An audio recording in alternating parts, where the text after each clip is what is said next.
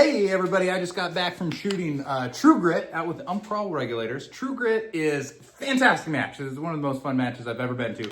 You shoot a single shotgun, but you come with 2 rifles and 4 pistols if you're competing cowboy style, or 2 rifles and 1 1911, a whole bunch of magazines if you're competing wild bunch style.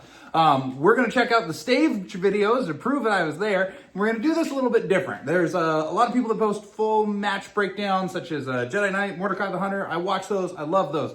There's some people that just post stage videos. I watch those, I love those. I don't know what type of person I want to be and what people enjoy watching, so I'm going to do this a little bit different. This is going to be day 1. We're going to talk a little bit about the match. I'll show you the first 3 videos. That's when we broke for lunch, so we'll break and talk a little bit more, and then I'll show you the last 2. There'll be another video where we covered the day 2. I will also put out a video that is just highlights. What kind of went well, what I thought was cool, fun stuff from the match. And then I will put out a video that's longer than I care to admit of just my misses, because I know some people just want to watch things go wrong, and don't you worry, I had a lot go wrong, but I had some stuff go right too. So True Grit, it's a fantastic match. I love Umpqua Regulators because they put the action back in cowboy action, is what they would tell you. They make really unique stages. They make you move. They make you do a lot of different stuff. Makes you think. It's not just a speed contest. I think that's a lot of fun. I like speed contests. I like going to matches where it's just how fast can I shoot? How low can I get my time? Regulators make you think, challenge you, make you do it a little bit different. Most of our matches, like the best times, were still over a minute.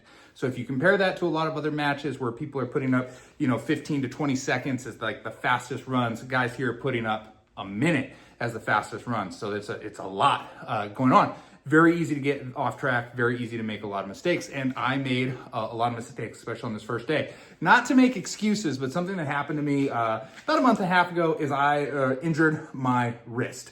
And I had an MRI, I've got a bunch of fluid build up there. What's coming in, the problem is I can't, this pronation, supination motion. I'm having problems, some weakness with this. I'm in physical therapy for that right now. My grip is fine, but I was finding that when I go to turn my pistol over, I can't go all the way. And what I do is I tuck my elbow in to get lined up. However, I am used to sighting, correctly, not here, and I was shooting all over the place in my first couple of stages, and it was really frustrating because I just couldn't feel like I could get my gun where I wanted it to be. However, I think what happened is as I went on, the wrist loosened up, and then I started to really put it together somewhere in the middle of the second stage, and then we did this a little bit, and then we leveled out into a place that was good. And the second day of shooting, I didn't have any problems with my wrist at all. I was right back holding the revolver where I wanted to hold it. Now, I also shoot 7.5-inch 45 Colt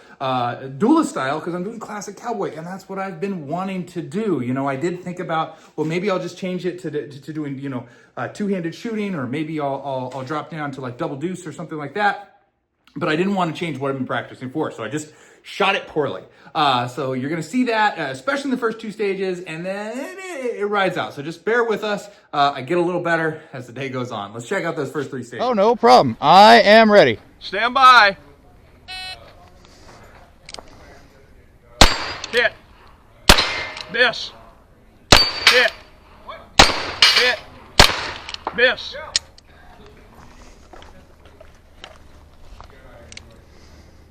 Miss. Hit. Miss. Hit. Miss.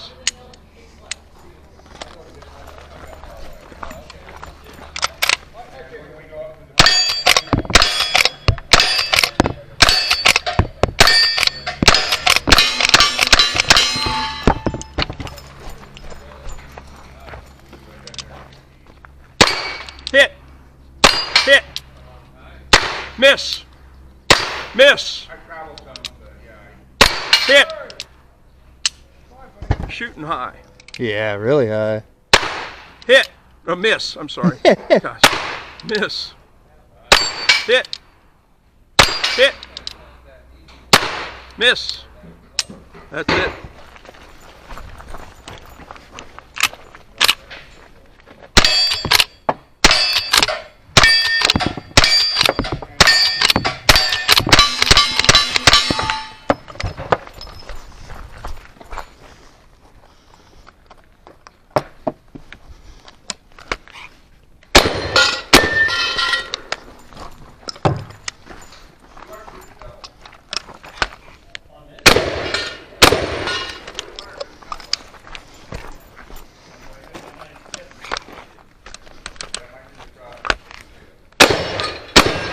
something. Stand by. Move. Move. Over the top. Move. Oh my God. You're out of him, brother. Yeah, hit. Move. Hit. Hit. Move. All right.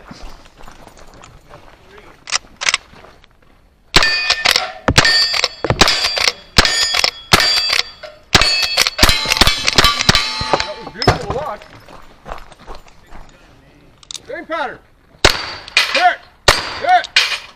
Hit. Hit. Hit.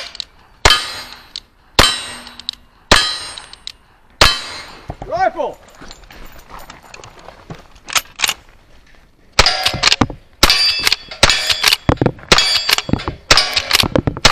Higher. Wait, go back up to number 4. Number 4. Yeah. Did I jack out 1 or 2? Jacked out 1.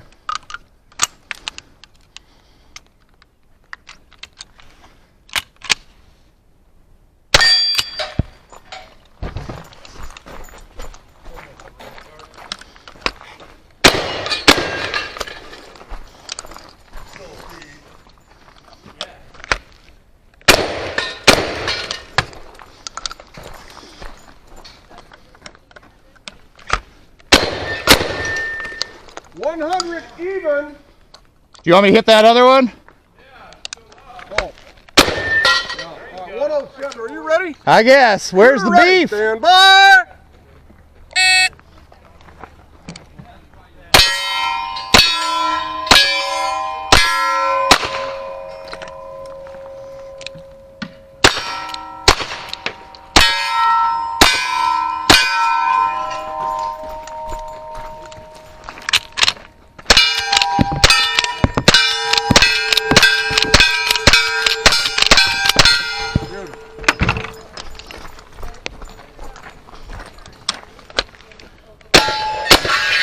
Outside, inside.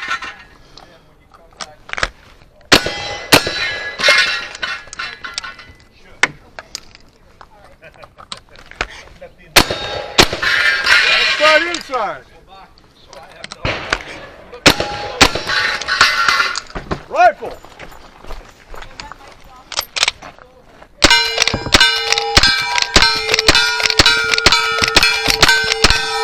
Pistol.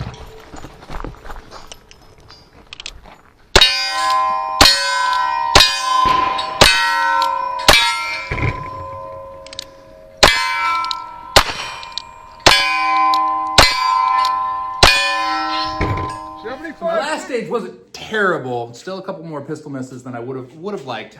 First 2 stages were rough, very rough. Starting out with kind of the wrist issue and the smaller targets did not treat me very well, but we got through it. We had a lot of fun, and that is the most important part. Something about True Grit, I am very excited to shoot it next year. This is on my calendar. I really want to do this again, but next year I'm going to do it Wild Bunch, and one of the reasons I'm going to do that is I have 2 pairs of 45 Colt revolvers. One is new model Vaquero, those are the ones I usually shoot. My backup is 1873. Going between those different guns, it's a little different. And it, by the end of the second day, I was like kind of figuring out which gun I have the where to aim each gun, but it was throwing me off a little bit. And I think reducing the pistol to 1911 would treat me a little bit better. Now, in this match, I think the 1911, you're favored in that, doing it Wild Bunch style, also starting with 6 in the shotgun in that 97. I think that allows you to put up better times as a Wild Bunch shooter. The overall winner was TNT Colt. He was shooting Wild Bunch. However, in my posse, Rongo Star was number 2 shooting Cowboy style. So that is very, very impressive. Rongo shoots very, very fast. Rounding out the other top shooters, I believe, was Major Cornelius, who was a Wild Bunch shooter, and Margarita Villain, who was a Cowboy shooter. So I mean, you can still do it, but you're working a little bit extra shooting it traditional Cowboy style. And for me, shooting a classic Cowboy style, I've got the hammers on the shotgun and shooting that duelist style. So I'm not, I'm not trying to be the overall top shooter, although I wanted to place well in my division. We'll talk about how I did with that after we look at these couple of videos from after lunch. I had the brisket. It was fantastic, and I think it had some healing powers because starting at that first round after lunch, I felt really good on my wrist. Then we moved and the heat got to me, and my second round had a little trouble shooting some potatoes. I forgot the line. Just tell me shooter ready and we'll go from there. Shooter ready. Shooter ready, stand by.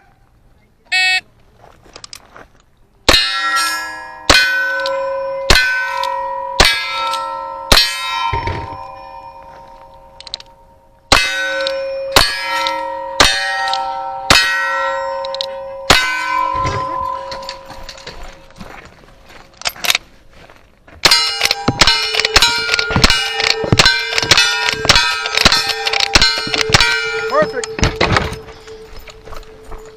From the right.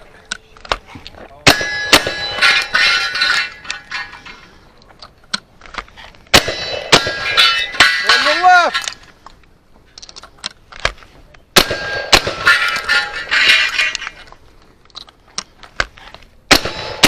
Rifle.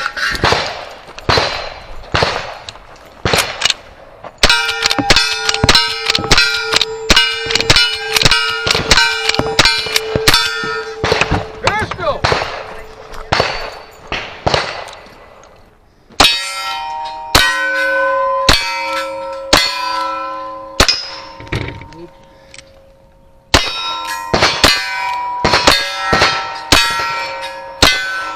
You're not getting my gold. Shooter ready, stand by.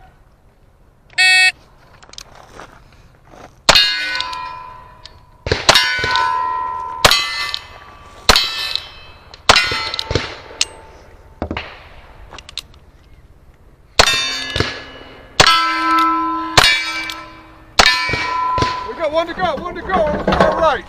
You're right. One more on the right. Yay! There we go.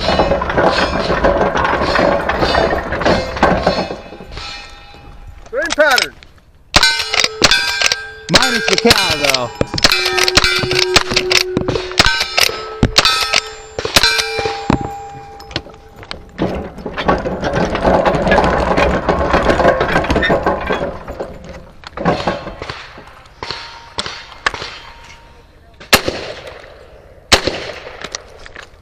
Three to go.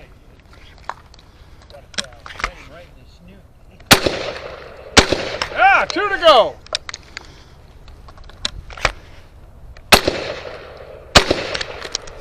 Two to go.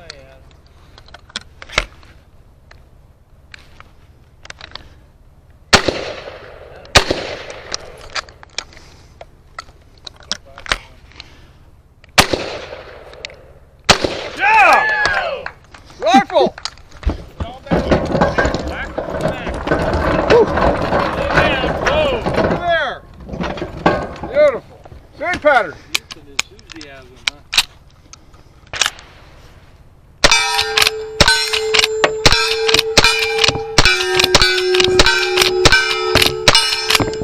Beautiful. Pistol.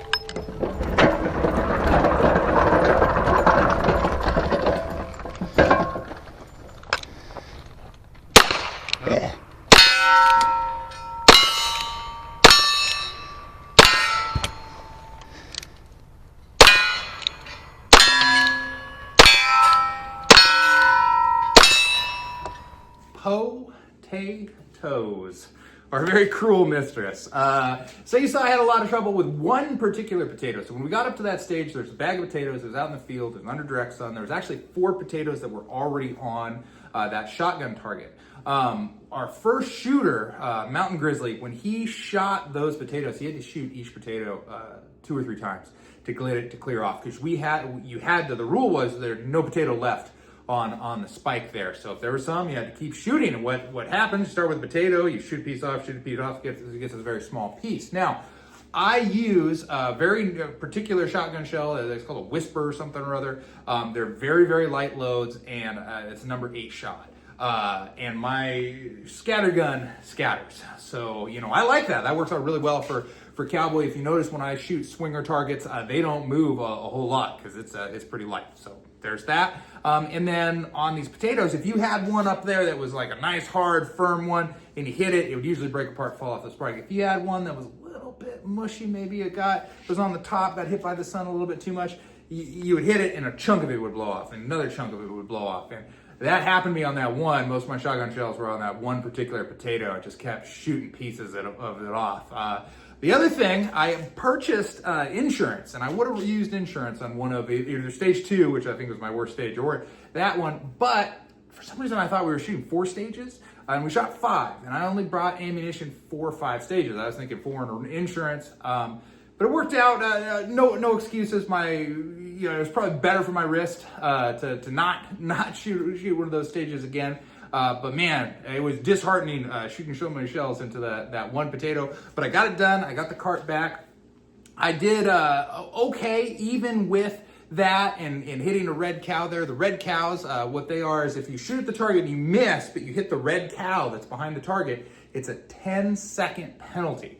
So that adds 10 seconds onto your time. So we put it in the matches like as a minor safety violation. You know, you could rack those up, and we kept track that way of how many people hit the most cows. Mountain Grizzly hit the most. I think he hit a total of 5 over the weekend there. So now we get to call him the cow killer. But he got a very, very cool trophy of a big red cow for that accomplishment. So how did I do in my division? Well, I'm not going to tell you. You're going to have to tune in for video number 2. We'll take a look at day 2, and we'll see how I did. You guys have a good one. Get out there and shoot.